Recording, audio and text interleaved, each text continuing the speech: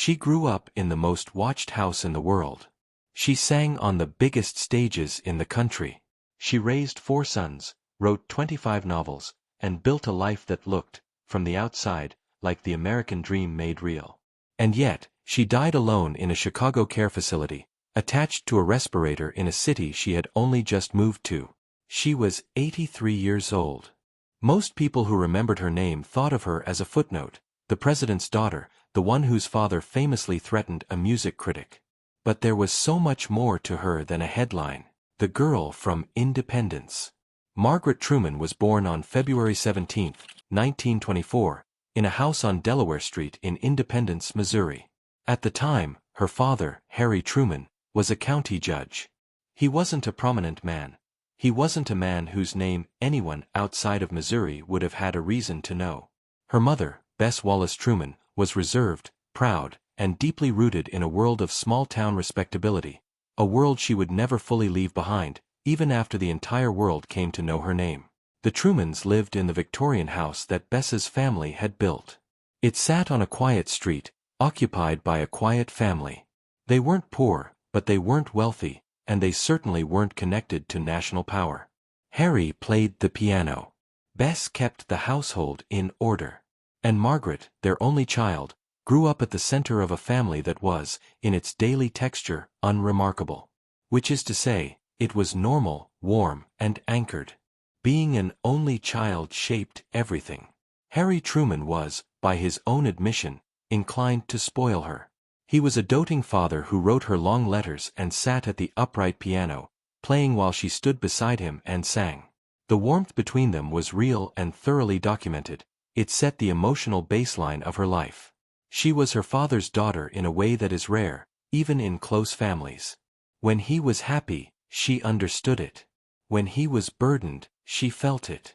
And when the world eventually came for him, she took it personally. Her mother was the disciplinarian, more guarded, less effusive, but no less devoted. Bess Truman understood that privacy was a form of protection. She raised Margaret with that same instinct. Don't let them see too much. Don't give them more than they need. Keep the important things inside. It was a philosophy that served a family in small-town Missouri perfectly. But it would prove both useful and deeply limiting when that family was suddenly thrust onto the largest public stage in the world. In 1934, when Margaret was 10 years old, her father won election to the United States Senate. The family's life shifted immediately and permanently.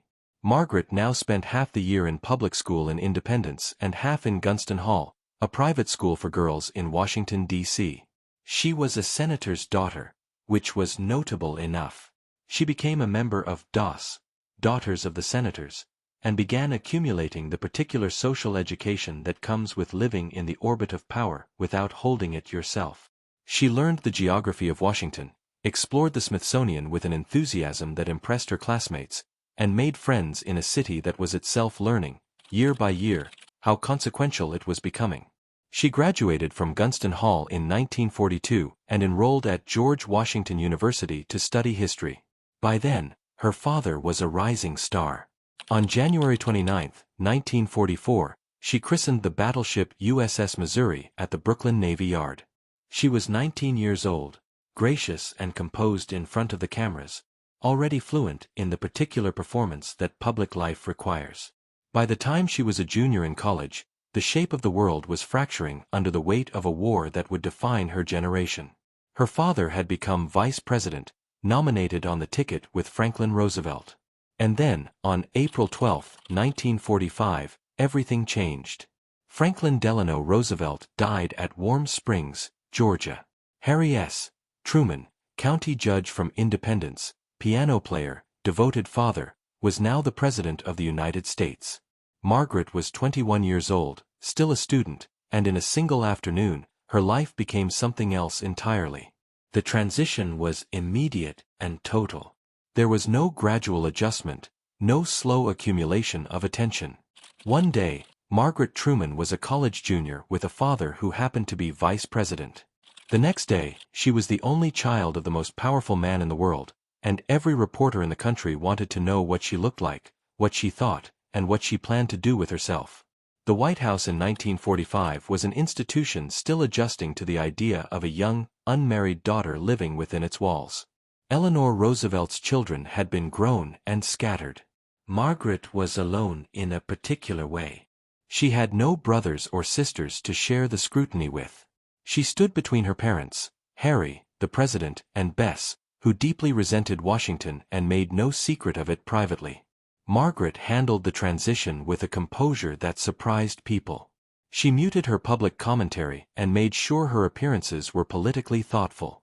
She attended the events required of her, the end of the war in Europe, the surrender of Japan, standing beside her father as he shaped the post-war world. She had absorbed enough of her mother's instincts to know that the wrong word in the wrong room becomes a headline by morning. But she was not Bess. She was warmer, more social, more genuinely curious. She enjoyed meeting the diplomats, generals, and artists who moved through those rooms. She was, in the social language of Washington, a natural.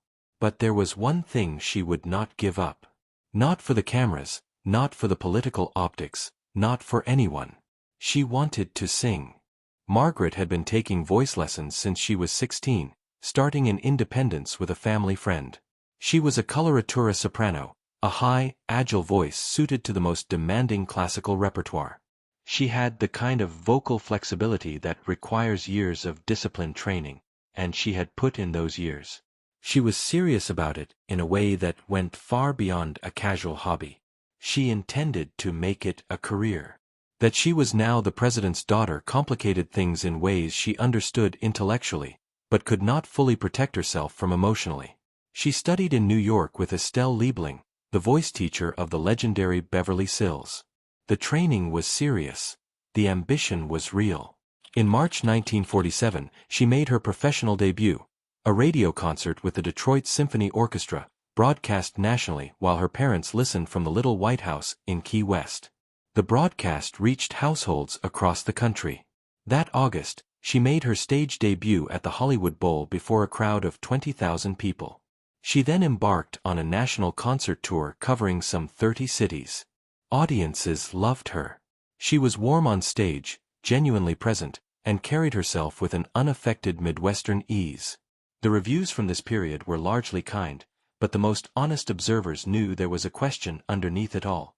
How much of the warmth was for the voice, and how much was for the father's office? That question would be answered definitively in December 1950. On December 5th, Margaret gave a concert at Constitution Hall in Washington, D.C. It was a massive occasion. Her parents were in the audience along with British Prime Minister Clement Attlee. The hall was full of Washington's elite. The applause was warm. The following morning, Washington Post music critic Paul Hume published his review. Hume was a well-regarded scholar, not a man with a political agenda. He was simply a critic doing his job. His review acknowledged Margaret's stage presence, then said plainly, she could not sing very well. He wrote that she was noticeably off-pitch, that her technique was amateurish, and that she had not improved over the years. It was a fair review, but it was a review most critics before him had been too afraid to write. President Truman read it that morning. He was already under extraordinary stress. The Korean War was escalating, and his childhood friend and press secretary, Charlie Ross, had died suddenly that same day. He was grieving, exhausted, and furious. He sat down and wrote Paul Hume a letter by hand on White House stationery. The letter was scathing. It described Hume as a man on 4-ulcer pay. It said that if they ever met, Hume would need a new nose and a considerable amount of beefsteak for his black eyes. It was the letter of a father, not a president, but the country didn't make that distinction. Hume showed the letter to a colleague. It was published, then picked up by the wires, and within 24 hours, it was international news. Margaret, on tour in Nashville, initially told reporters she was certain her father hadn't written it. When the White House confirmed he had, she went quiet. The public was split. Many sided with the defending father, but others were alarmed by a sitting president threatening a citizen over a music review. In the middle of it all was Margaret, watching the most public conversation of her life happen entirely without her. The illusion of a protected career was gone. What was left was the truth, a voice some loved, and a career that would forever be shadowed by her father's shadow. It would be too simple to say the Hume Review ended Margaret Truman's singing career. It didn't, not directly, and not immediately. She performed for 6 more years after that night at Constitution Hall. She appeared on Ed Sullivan's show, toured Europe in 1951 and 1952, and made recordings for RCA Victor. In 1951, Time magazine even put her on its cover. But something had shifted.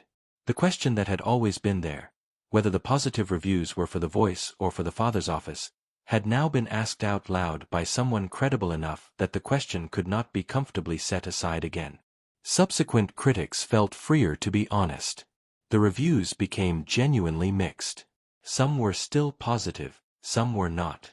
What had once been a largely protected, critical consensus was gone. Margaret kept her own counsel on this. She did not, in public, speak bitterly about the review or about the critics who followed Hume's lead. She defended Hume's right to write what he believed. But people who watched her closely noticed that something in the confidence of the enterprise had changed.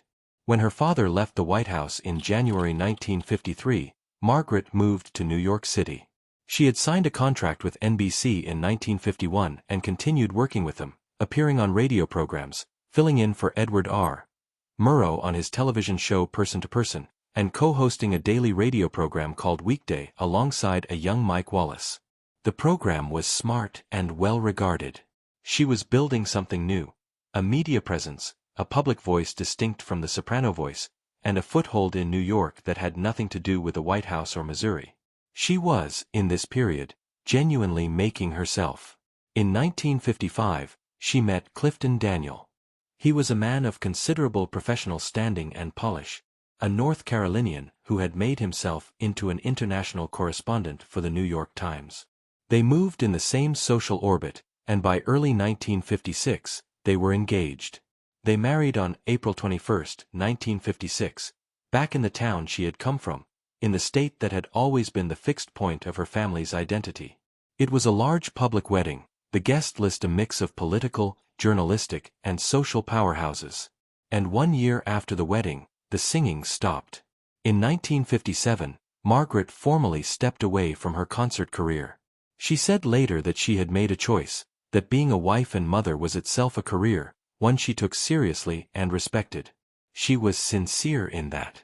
But observers could not help wondering quietly whether the choice had been entirely free. Whether the accumulated weight of the Hume Review, the mixed critical climate, and the impossible difficulty of building a sustained artistic reputation in her father's shadow had made the decision feel more inevitable than it actually was. What she did instead was right. The Daniels made their home in a Park Avenue apartment that became the fixed point of their life together. Margaret had 4 sons, Clifton, William, Harrison, and Thomas. She had built exactly the kind of life that post-war American society held up as the aspirational model. She was the wife of a prominent man, a mother of 4, and a genuine New York socialite. But she kept writing. She began with self-defense, publishing her own story, Souvenir, in 1956 to beat an unauthorized biography to the press. Then, in 1973, she published the project she had been working toward for years, a full biography of her father. Harry S. Truman became a bestseller, praised for its intimacy and its contribution to the historical record. She was 48 years old, and it was only the beginning of her most productive era. In 1980, Margaret Truman did something that surprised almost everyone. She published a murder mystery. Murder in the White House was the first in what would become the Capital Crimes series. Mystery novels set in the corridors of power she had known her whole life. The series ran to 25 novels, published almost annually until the end of her life. Her son, Clifton, once joked that his mother seemed to have a deeply negative opinion of everyone in Washington, and the mysteries were how she managed it, killing them off one by one in fiction. It was the kind of joke the Trumans made, wry, plain-spoken, and carrying more truth than it let on. The series was a massive success. It was hers, fully and finally. Nobody read Murder in the CIA because of Harry Truman. In her 50s and 60s, she had finally found the work that belonged only to her. And then, the losses began.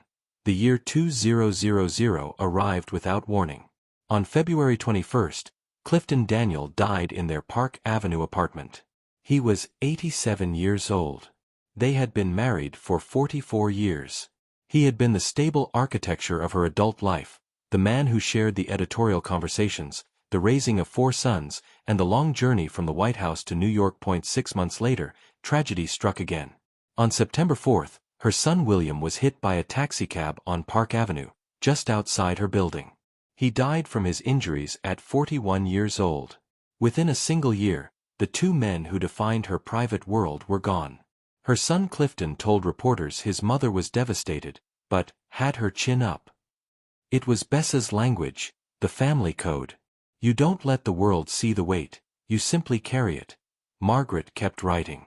She kept up her work with the Truman Library. She remained, to the outside world, composed and present. But the Park Avenue apartment, her home for over 40 years, had grown quiet. In 2007, she made the final decision to move to Chicago to be near her eldest son. It was a move delayed by her own failing health, but she eventually made it to a care facility near him. She died on January 29, 2008, at 83 years old. She left behind 25 mysteries, landmark biographies, and a story of a woman who was always more than the role history assigned her. She wasn't just a footnote or a president's daughter. She was a singer who commanded the Hollywood Bowl, a journalist who challenged the status quo, and a writer who found her voice when most people are settling into retirement. In the end, her ashes were taken back to Independence, Missouri. She was interred in her parents' burial plot on the grounds of the Truman Library. She went home, back to the house on Delaware Street, back to the piano and the porch, and back to the beginning of a story that had always been, even at its most public, a deeply private one.